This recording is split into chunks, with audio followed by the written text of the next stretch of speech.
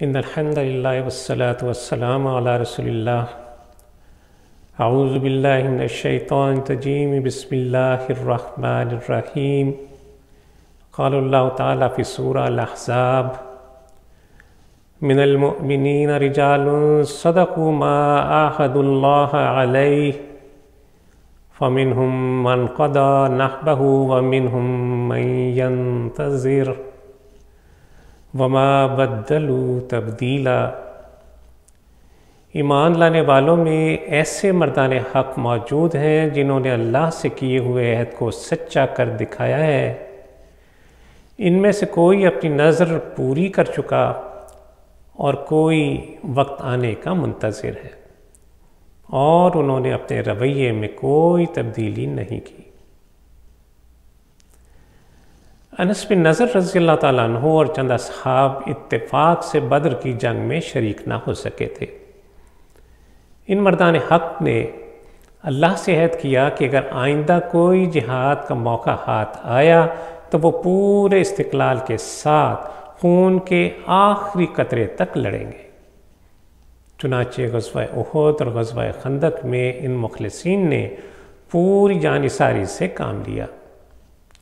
قرآن ان کے بارے میں کہتا ہے کہ ان میں سے کچھ نے اللہ سے جو عہد کیا تھا وہ پورا کر دکھایا، اپنی جانیں لڑا دی اور شہادت کے مرتبے پر فائز ہوئے، اور کچھ ایسے ہیں جو رسول اللہ صلی اللہ علیہ وسلم کے مشن کے لیے جانیں لڑانے کے لیے اسی طرح تیار ہیں، اور ان کے اخلاص میں، ان کے جذبہ ایثار میں ذرہ برابر فرق نہیں آیا۔ رسول اللہ صلی اللہ علیہ وسلم کا ایک ہی مشن تھا کہ اللہ کے بندوں کو غیر اللہ کی غلامی سے نکال کر ایک اللہ کی غلامی میں لایا جائے، کفر و شرک کے اندھیروں سے نکال کر اسلام کی روشنی کی طرف لایا جائے۔ اس مقصد کے لیے ہمارے محبوب صلی اللہ علیہ وسلم نے اپنی جان، اپنا مال، اپنی تمام تر توانائیاں، قوتیں، صلاحیتیں سب کی سب لگا دی، اور پھر اس مقصد کے لیے آپ صلی اللہ علیہ وسلم کے اصحاب نے آپ کے اسوہ کی مکمل پیروی کی۔ گھر بار چھوڑا، وطن چھوڑا، جان و مال کھپایا، توانائیاں اور صلاحیتیں لگا دی، اپنا سب کچھ اعلی کلمت اللہ کے لیے وقف کر دیا، آپ کی لائی ہوئی شریعت کی محافظت اور بالادستی کے لیے ساری زندگی حق کے دشمنوں سے لڑتے رہے۔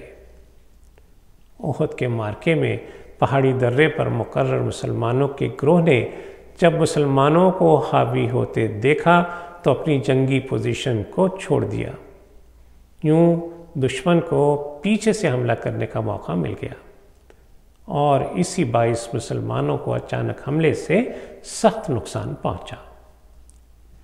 اسی اثناء میں یہ افواہ پھیل گئی کہ خدا نخواستہ رسول اللہ صلی اللہ علیہ وسلم قتل کر دیے گئے ہیں۔ مسلمانوں کی صفوں میں شدید اضطراب پھیل گیا، بہت سے لوگ بے دل ہو کر جنگ سے ہاتھ روک بیٹھے۔ انس بن نضر رضی اللہ تعالیٰ عنہ ان کے پاس پہنچے اور کہا کہ کس چیز نے تمہیں لڑائی سے روک دیا؟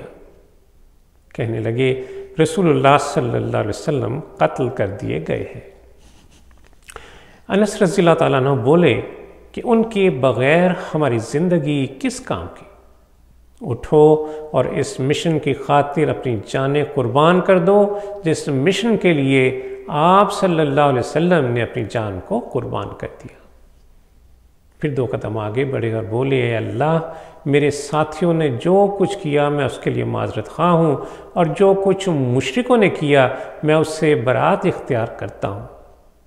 پھر میدان جنگ کی طرف بڑھے تو ان کی ملاقات سعد بن معاذ رضی اللہ تعالیٰ عنہ سے ہو گئی۔ پکار کے بولے اے سعد بن معاذ، رب نظر کی قسم مجھے احد کے پہاڑوں سے جنت کی خوشبو آ رہی ہے۔ سعد بن معاذ رضی اللہ تعالیٰ عنہ کہتے ہیں یا رسول اللہ صلی اللہ علیہ وسلم، پھر جو میدان جنگ میں انس بن نضر نے کیا وہ میں نہ کر سکا۔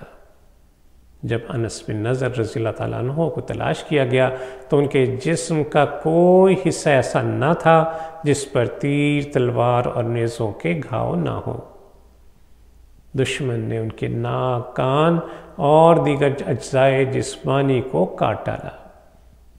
ان کی بہن نے انہیں شناخت کیا اور وہ بھی ان کی انگلیوں کے پور سے۔ اللہ عز و جل اصحاب رسول رضی اللہ تعالیٰ عنہ اجمعین سے بہت راضی ہو۔ انہوں نے اپنی زندگیاں رسول اللہ صلی اللہ علیہ وسلم اور آپ کی لائی ہوئی شریعت کے دفاع کے لیے وقف کر رکھی تھی۔ اس دین کی حرمت انہیں ہر چیز سے بڑھ کر عزیز تھی۔ اللہ عز و جل سے دعا ہے کہ ہمیں بھی اپنی زندگیاں اس دین پہ کھپانے کے لیے توفیق عطا فرمائے، ہمیں اپنی زندگیاں اور دوسروں کی زندگیاں اسلام کے نور بصیرت سے سنوارنے کی توفیق عطا فرمائے، اس کے دین کی سربلندی ہماری زندگیوں کا مقصد بن جائے۔ وصلی اللہ تعالی علی خیر خلقہ محمد وعلی آلہ وصحبہ وسلم۔